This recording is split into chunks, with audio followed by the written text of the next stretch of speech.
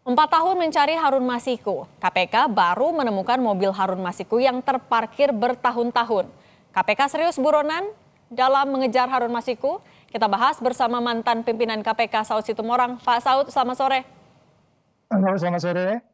Pak Saud, sudah 4 tahun mencari Harun Masiku, tapi yang saat ini yang terakhir yang baru ditemukan adalah mobil dan juga dokumen di dalamnya. Bagaimana kita bisa melihat keseriusan KPK dalam mencari mantan caleg PDIP ini, Pak?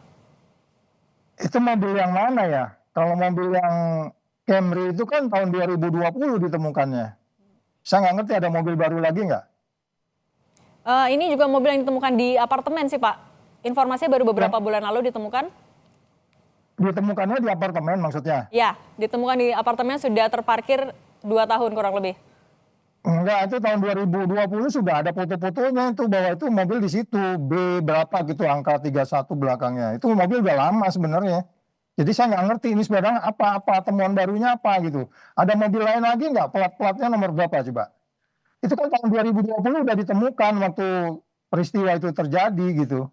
Jadi nggak ngerti saya, artinya gini, katakanlah itu mobil baru, entah mobilnya beda plat nomornya dan seterusnya. Ini kan kelihatannya kayak seperti ada menghalang-halangi untuk melanjutkan proses ini. Dalam hal ini kenapa kesulitan gitu Pak Ketua KPK saat ini. Jadi maksud saya nggak ada data yang baru so far, dan kemudian kita nggak butuh mobil itu, kita perlu Harun Masiku kaitannya dengan political high profile person di negeri ini. Jadi anak korupsi politik dan seterusnya kaitannya. Jadi oke, kalau ketemu mobil itu bukan barang baru lah saya kira.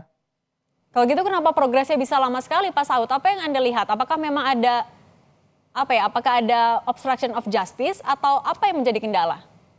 Iya, dugaan obstruction of justice itu kan sejak operasi OTT itu dilakukan sudah ada. Nanti cuma panggil semua penyidiknya yang sekarang beberapa diantaranya itu yang diberhentikan tuh. Itu kan mereka sudah menjelaskan bahwa sejak awal waktu mereka mau melakukan penggeledahan dan seterusnya kan mengalami hambatan. Bahkan Dewasnya sendiri waktu itu tidak merekomendasi, dugaannya seperti itu. Jadi ini kan sudah jelas bahwa sebenarnya ini kan sangat high political motif ya, yang menurut saya ini cerminan negeri kita.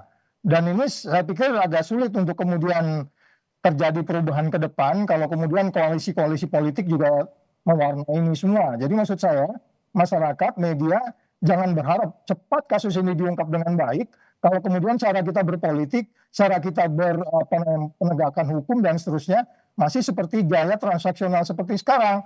Ini kita nggak akan dapat apa-apa kasus ini. Oke, ICW juga terakhir bilang gitu, di KPK pemerintahan yang sekarang atau di periode sekarang juga cukup problematik karena tampaknya takut saat berhadapan dengan politisi. Artinya Pak Saud setuju dengan pernyataan ICW ini ya?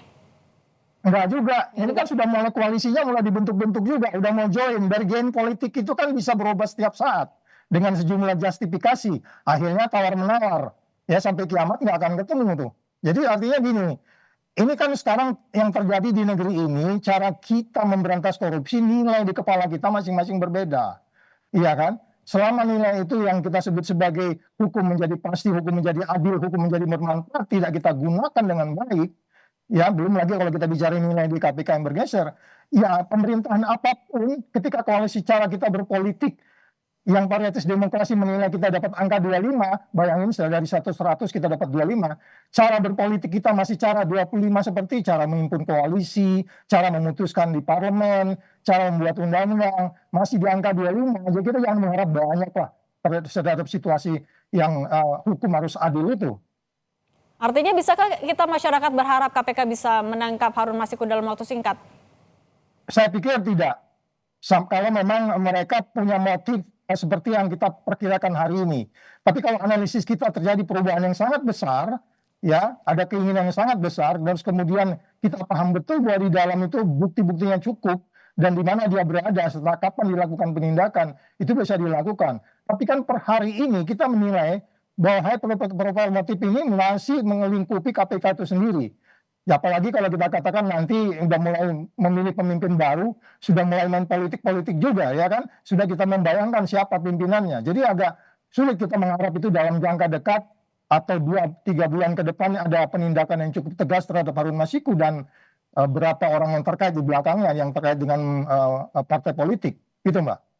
Sebenarnya untuk mencari Harun Masiku, adakah cara lain yang bisa dicicil juga oleh KPK? Misalnya ya mencari siapa sih sponsornya yang membiayai suap dan lain-lain. Adakah celah hukum juga ke sana, Pak Saud? Ini mencari orang ini kan udah teori lama ya, nggak ada teori baru cari orang. Apalagi teknologi banyak bisa digunakan gitu loh.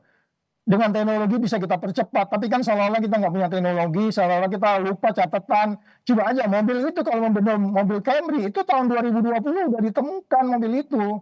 Ada mobil baru, saya nggak tahu kalau mobil baru lain yang di luar dari Camry yang sering digunakan yang bersangkutan.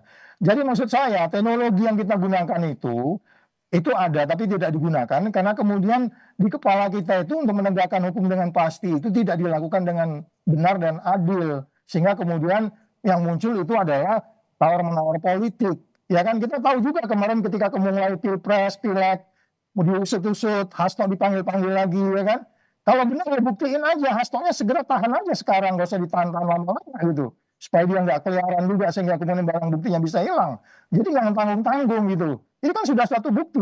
Masa Anda bisa melakukan menahan barang seseorang tanpa Anda melakukan apa namanya penyidikan lebih lebih dulu gitu.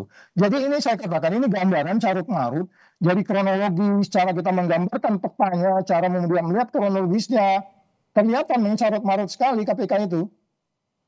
Artinya Pak Saud penegasan kalau Anda meresponsnya atau melihatnya apakah KPK serius untuk mencari Harun Masiku atau masih tersandra kepentingan politik?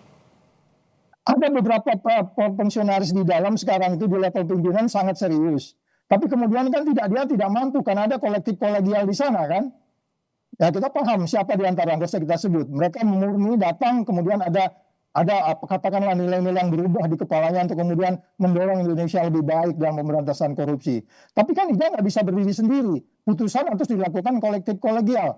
Jadi sekali lagi, selama kita masih memiliki pimpinan KPK yang masih mempunyai framing politik yang cukup tinggi, ya kita tidak bisa berharap dari KPK-nya. Sekarang kita bisa berharap nggak dari kasus yang lain, umpamanya kalau KPK tidak mampu, pihak di luar penegak hukum di luar KPK bisa menindak ini akan lebih bagus. Tapi saya pikir itu tidak juga mungkin bisa dilakukan karena mereka juga bagian dari persoalan-persoalan high political motive itu.